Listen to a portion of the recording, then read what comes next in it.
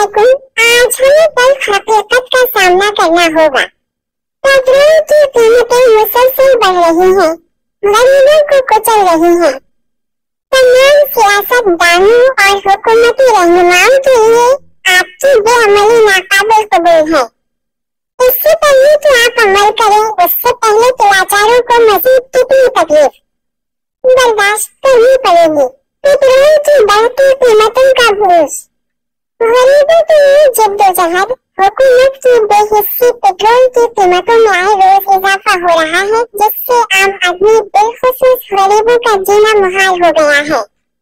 जबकि अमीर इजाफी लागत को बर्दाश्त कर सकते हैं और सरकारी मुलाजिमीन अपनी मुकर्ररा तनख्वाहों और मुराद की वजह से मुतासिर नहीं होते, मेहनत कश तबके को बेपनाह नुकसान उठाना पड़ता है।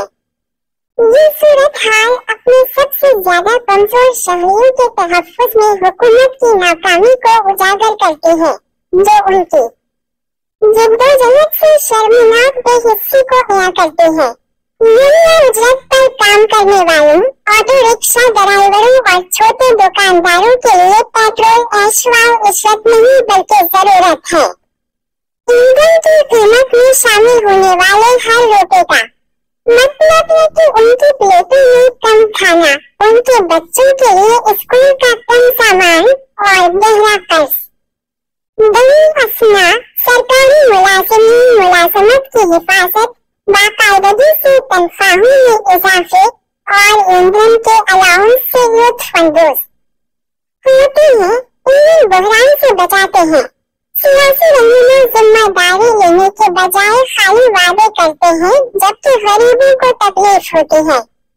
ये शर्म की बात है कि इख्तिदार में रहने वाले उन लोगों की मुश्किलात से उछूते रहते हैं जिनकी ये खिदमत करनी थी।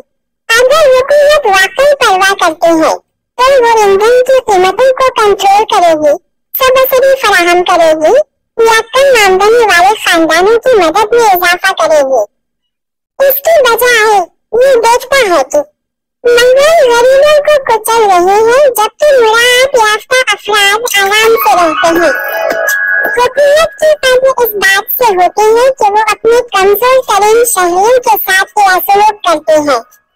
अफसोस की मौजूदा क़यादत इस इम्तिहान में नाकाम नहीं है।